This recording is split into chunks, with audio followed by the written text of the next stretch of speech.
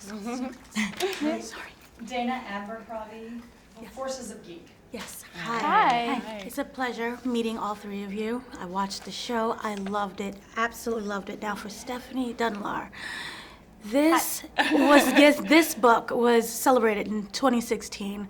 One of the best books of the year. I loved it. I read it as well. Could you please explain what was the decision to make this into a TV show? I think there was so much story left to tell. The restaurant is such an incredible platform to tell a variety of stories, not just a coming of age, but to be able to go home with any character or any guest could come in during dinner service. And so I felt like the world was still so rich. And that's why I was excited to do it, because it would be new.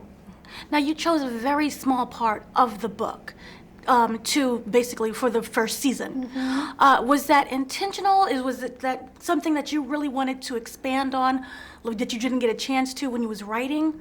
Why that part? Yeah, we only had 6 half-hour episodes, and Stu Zickerman, my showrunner, and I talked a lot about what we could accomplish, and we thought we could slow down and show what it really feels like to arrive to New York City and try to find your footing. Try to find your job, try to find your people, try to feel at home. And that felt like a huge but accomplishable goal in 3 hours of television. Right. Wonderful. Now you play Tess. You are the lead. You come in, you're like, I'm going to New York City. You have no plan. Usually you get those shows, it's like, I'm gonna live in the big city and I'm gonna get this job and I'm gonna be great and I know what I wanna do. You're like, no, I don't know anything. If I get a job, great. If I don't, that sucks, but great too. What grounded you to the character? Good question. I think there's a wonderful thing about being 21 and having no plans and no idea really who you are that gives you the freedom to say, I have nothing to lose. And that's actually a really wonderful creative place to be. I have nothing to lose, because you can give your everything. And I think she goes into this restaurant with the mentality of, if I get this job, great. If I don't, I'll be okay. Which is a wonderful thing, I think. And actually what was so relatable about Tess when I read the script was that she's so okay with having no idea who she is or where she's going or what's going on even. And yeah, I mean, that's what being 21 is, I think. Everybody sort of has those big self-doubt moments. And she's okay with it, which is great. Right. Now we see you grow a little bit as the character, progresses through the series.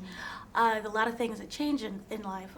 Could you just speak a little bit about, when you said you love the carefree spirit, was there anything else that kind of tackled that when you was looking at the script that really reached out to you? Yeah. Was it the characters? Was it that type of chemistry that you have, the love of the city, and even with the waitressing and the whole restaurant experience? It's something new. It was one of them. I mean, I only read the pilot. I didn't get to read all 6 episodes, and I read the book a bunch of times.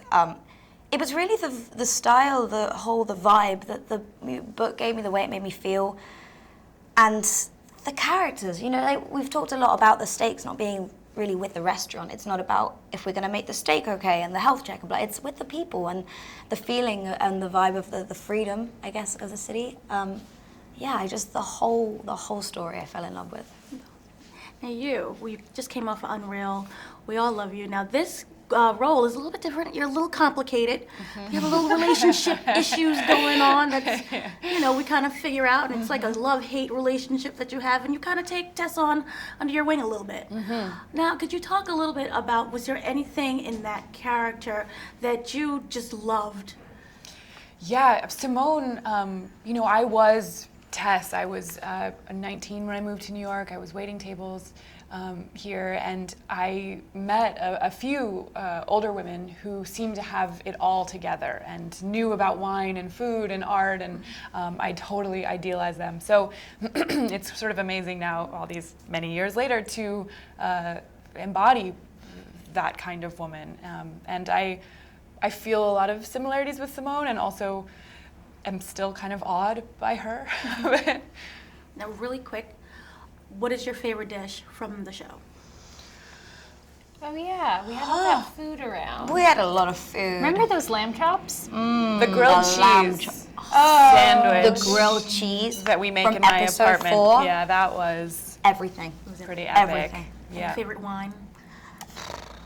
Actually, from episode 4, we opened a bottle of biodynamic champagne from a female winemaker, the Marie Noelle Ledru, which no one will ever notice except for wine geeks, but it is there, and that was a special bottle. Thank you guys so much. Thank you. That grilled